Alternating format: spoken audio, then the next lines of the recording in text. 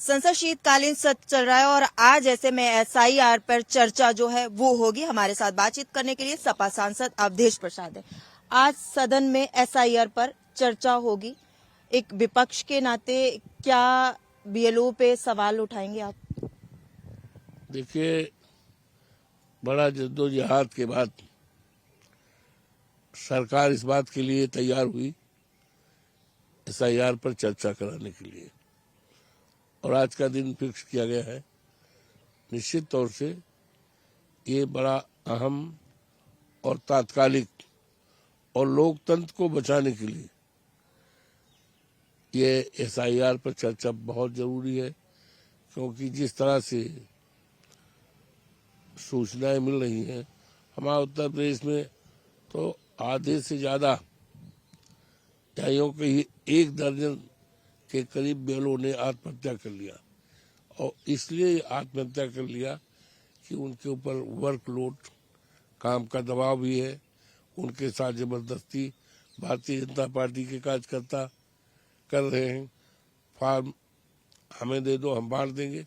इस तरह की दिक्कतें पैदा हुई हैं। और ये जो वोट का जो अधिकार है, बाबा साहब भीमराव अम्बेडकर ने इस देश के करोड़ों करोड़ों दलितों को, करोड़ों करोड़ों पिछड़ों को, करोड़ों करोड़ों अल्पसंख्यकों को, पीडीए के लोगों को और देश के समस्त सम्मानित नागरिकों को फंडामेंटल राइट, मूलाधिकार दिया है, जिसमें एक बहुत महत्वपूर्ण और कीमती अधिकार है वोट का। वोट से ज्यादा कीमती दौलत हमारे देश वासियों के लिए, हम लोगों के लिए नहीं। तो इसको भारतीय जनता पार्टी खत्म करना चाहती है और एसआईआर के द्वारा तो उस पर मांग की गई है। और अगर से सत्र इसी बात पर चर्चा होगी एसआईआर पर, और निश्चित तौर से जो ये कमियां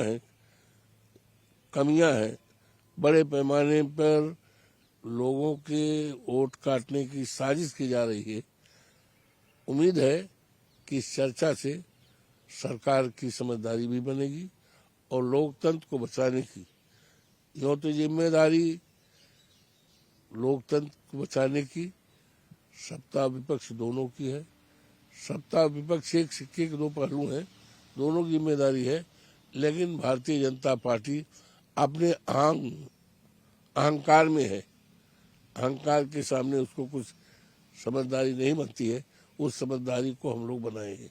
लेकिन बीजेपी ये कह रही है कि जिस तरीके से हमने जो है बिहार में जीत हासिल की है, वो कहीं ना कहीं विपक्ष पार्टियां जो है सहन नहीं कर पा रही, इसलिए एसआईआर का जो मुद्दा है वो उठा रही हैं बार बार।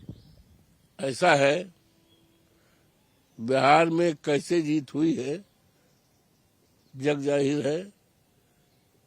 एक तरफ चुनाव आयोग चुनाव घोषणा करता है, और जब चुनाव घोषित हो जाता है तो उस प्रदेश में या देश में चुनाव घोषित होता है तो आचार संहिता लागू हो जाती है। हम लोग आचार संहिता को मानते हैं, बाबा साहब भीमराव अम्बेडकर के संविधान को मानते हैं, कानून को मानते हैं। तो आप ये बताइए, एक तरफ चुनाव घोषित हो गया, निश्चित तौर से वहाँ आचार संहिता बिहार में लग गई।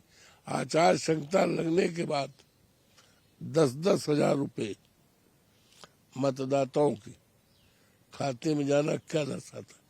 इससे ज्यादा मजाक, लोकतंत्र का मजाक, इससे ज्यादा कुछ नहीं हो सकता है।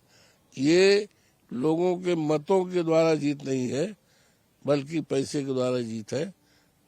तो इसको जीत नहीं कहा जा सकता है, न किसी का हाल कही जा सकती। बहुत बहुत शुक्रिया हमारे साथ बात करने के लिए। आज सदन में एसआईआर पर चर्चा होगी। देखना ये होगा कि सरकार किस तरीके से इन सभी सवालों के जवाब देती है। कैमरा पर्सन के साथ शालू चौहान, हिंदी खबर, दिल्ली।